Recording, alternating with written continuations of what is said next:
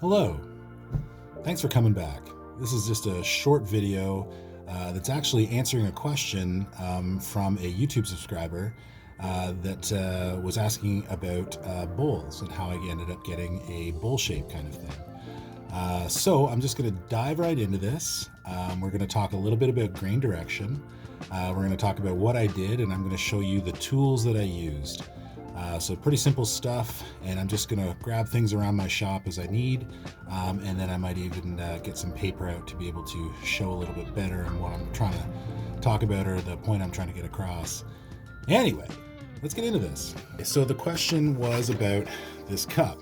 So cup resides in here, like I was saying, and inside I hollowed the cup out by hand. This is not turned. Some people have said that, oh, it's turned, and, thank you. But no, it has been carved by hand.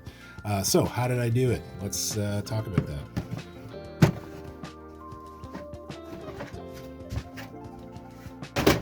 So just to give you an example, this is birch wood, and the log, essentially, if you look on the side, there's actually a bit of a dip here.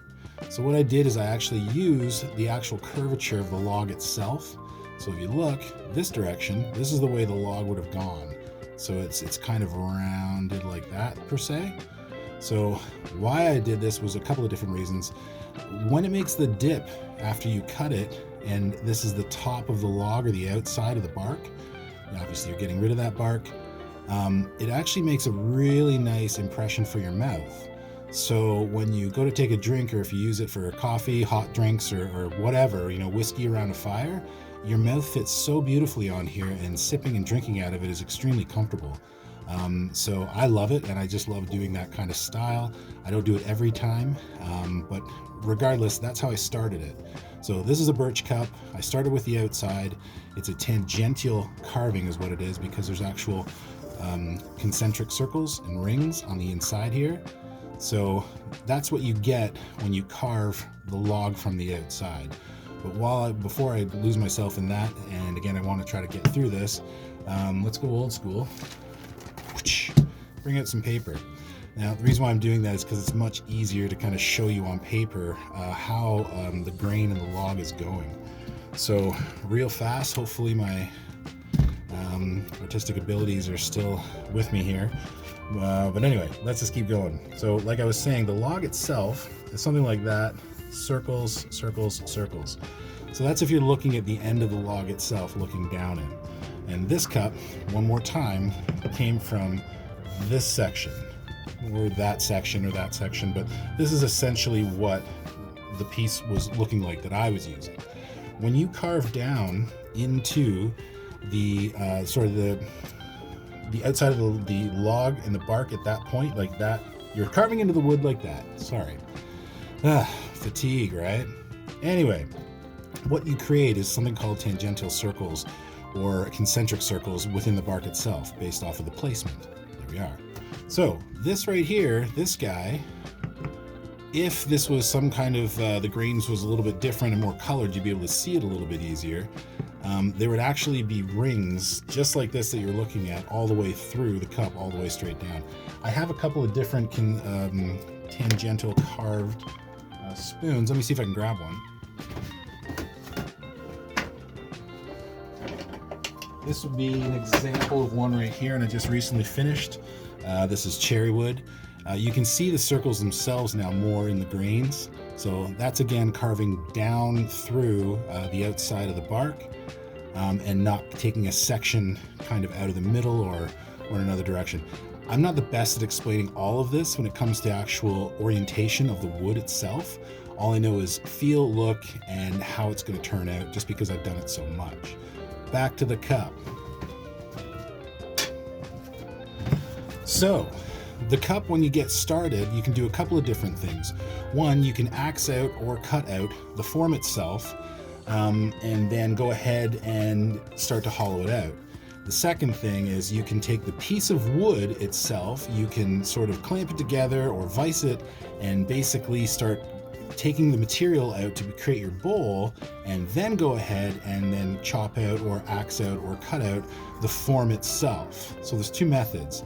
It all depends on what you're doing, how good you are at either method, and the wood and stability, because there's many a time where I've done some kuksas and it's all been by axe, and then I've already gone ahead and hollowed it out first. Then I start to axe out the form, and you're just not paying attention or something happens and you smack it accidentally and the whole form crumbles underneath you or crushes it. So I've done that a few times. Not fun, because you put in a lot of time in that, and then all of a sudden that happens and you start from scratch. So I've sort of transferred myself over to cutting the form out by axe first, then going ahead and vicing it up, and then taking the material out of the bowl. It's a little bit better in terms of success rate. So that's how I've kind of done it. And there's, again, many different ways that you can do it. It's all based on the person, tools that are available, and how you do things and how studied you are. So here it is, bowl. What am I doing and what's going on here? So one of the biggest things I have to write out is how the grains go within a piece of wood, and hopefully this will make sense. So if you have just a straight piece of wood itself, most times than not, you're looking for just straight grain. Let's eliminate knots and everything else and just pretend that you have an actual beautiful piece of wood that's straight grain. So the grains are running this way and that way. They're just running this way.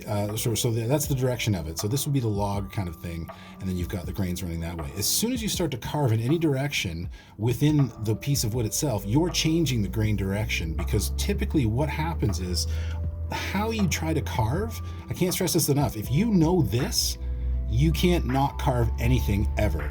So this is the biggest key right here. Grain direction always goes downhill. Water flows downhill. Gravity flows downhill. So think of your hill like this. The way you're going to carve on that is always going to be this way. It's always going to be down.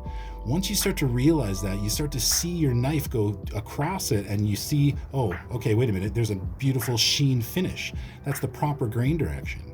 If you went this way, which I do not recommend, but I mean, if you can do it anyway. And again, it's all based off of specific woods, how sharp your knives are, and what you're trying to achieve. If you're going back up like that direction, what you're going to do is bottom out somewhere here, and you're going to tear the wood out. And what happens, how you know you're doing that, is you'll see the wood takes on kind of a lighter color, almost grayish. You can see it and feel it. You'll feel it within the knife that you're going in the wrong way. It's like petting a cat the wrong way. You know exactly what's going on. You feel that, it's the wrong way. So you go the opposite way. It's the same thing with carving. But you got to remember that you're manipulating the wood itself. So however you decide to carve it in whatever direction, bowl, shape, form, you're creating the grain direction. But as long as you know that everything flows downhill, you can do anything you want. So that's essentially how to read it. But this is how I did the bowl, or this is how you would read a bowl. So here's my piece of wood right here. Grain is running this direction. This is going to be the bowl itself. And how am I going to do that? How am I going to take that out? So I have a couple of different tools, and we're going to come back to this because I have to do a couple things to show you exactly what.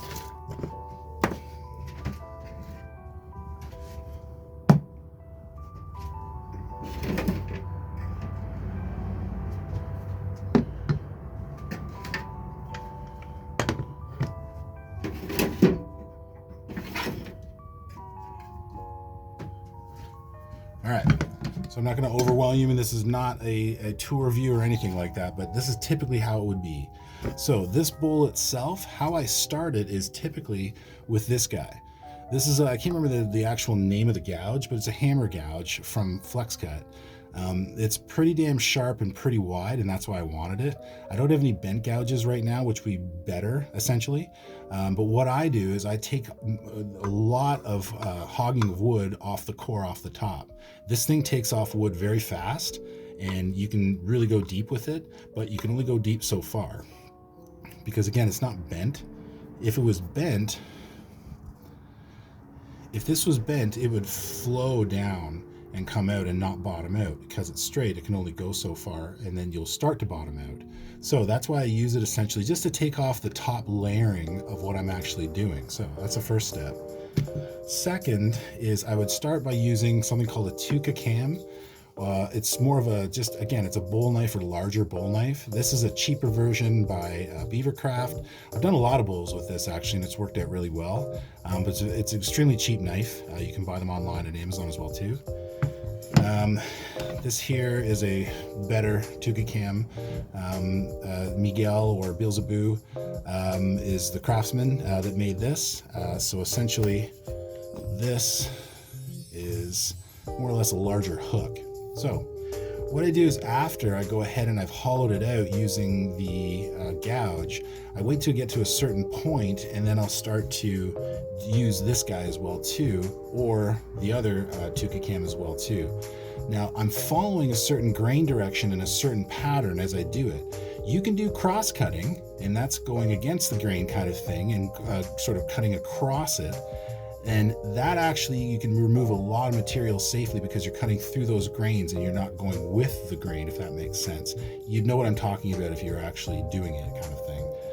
But I'm also trying to hollow as well too. So this guy was mostly still removing a lot of material, but it was going deeper so I could get down. Now again, you also have to have an eye for this kind of thing and constantly be checking and feeling what's going on in the bowl itself, because if you're not checking constantly, errors can occur. You can get too close to the wall, you can bottom out, there's all kinds of stuff, and you're trying to alleviate yourself of that because you're putting this, they take time. This type of stuff takes time. So typically what I would be doing is going further and further like this down into the actual cup itself. So that's kind of like level 2, level 3 kind of thing. Next, now I don't always do this, but I can. One of the better gouges that I have that's more designed for kuksas is a swan neck gouge by a maker called, his name is Nick Westerman. He's out of the UK.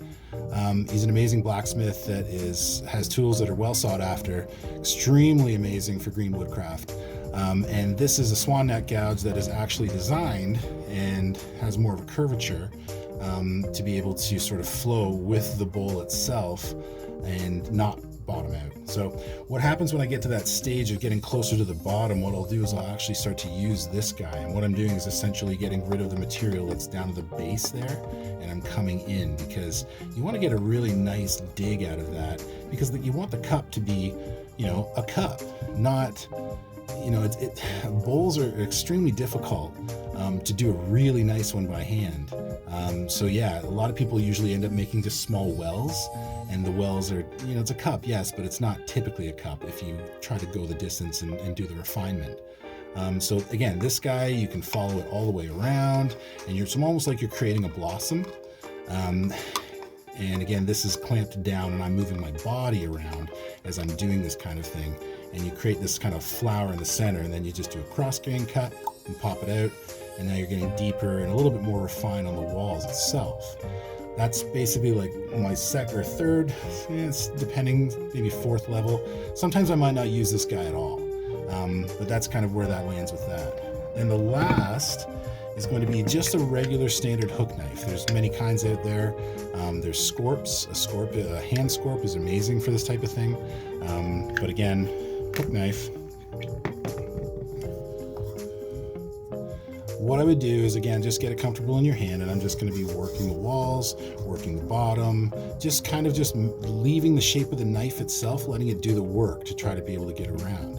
But that being said, at the final moments when you're getting to the walls, you're constantly checking, you're making sure what's going on, you're taking little bits here and there.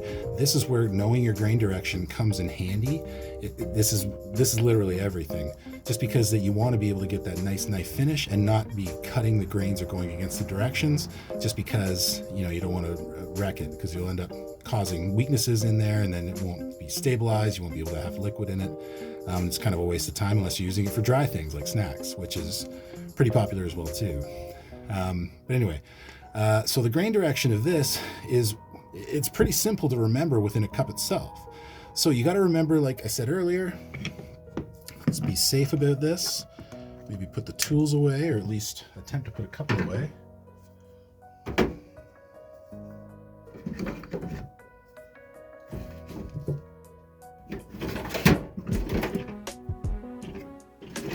Thanks for sticking with me. So, yeah. if the grain direction on this guy is going like this and your bowl is sitting exactly like this is how you do it. So once you've gone ahead and removed the material and the bowl is now looking like this and you're doing refinement with your hands, typically it's going to go like this.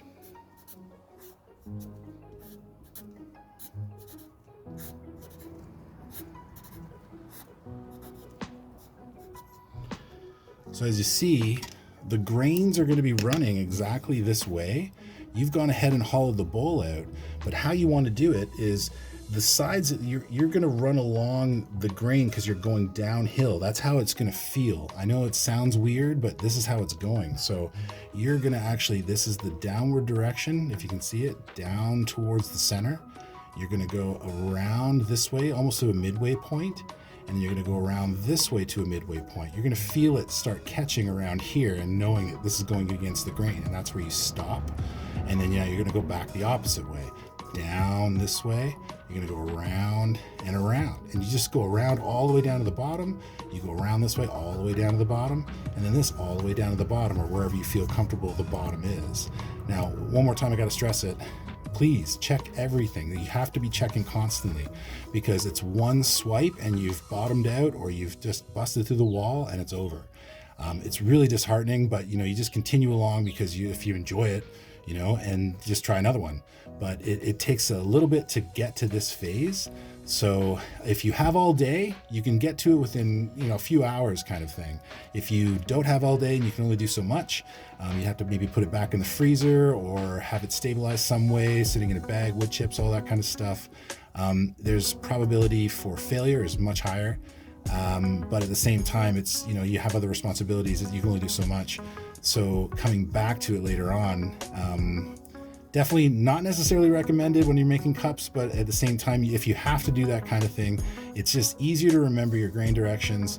That way you can get through it and get that bowl completely hollowed out. So that's basically it. One last time, when you're going down the cup from the outside and you're going around this way on either side.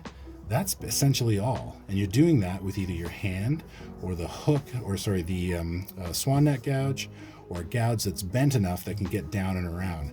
Because essentially what you're looking for is a really nice thin wall and something that's going to hold your liquid or beverage or something like that effectively. So anyway, that's it for now. I know, tons of talking. You talk too much, man. Well, I'm trying to show you guys everything, what's going on. If you remember those little things, specifically on the grain direction itself, you're going to excel really, really easily, because you're just going to know the feel. You're going to know how it goes. You're going to know what tools to use, and you're going to get this almost every time, depending on how serious that you take it. Thanks for sticking around. Subscribe. Please comment down below there. And hit that like button, hit the bell. I have new videos coming out all the time. So again, follow me on the journey and enjoy all the tips. Take care, guys.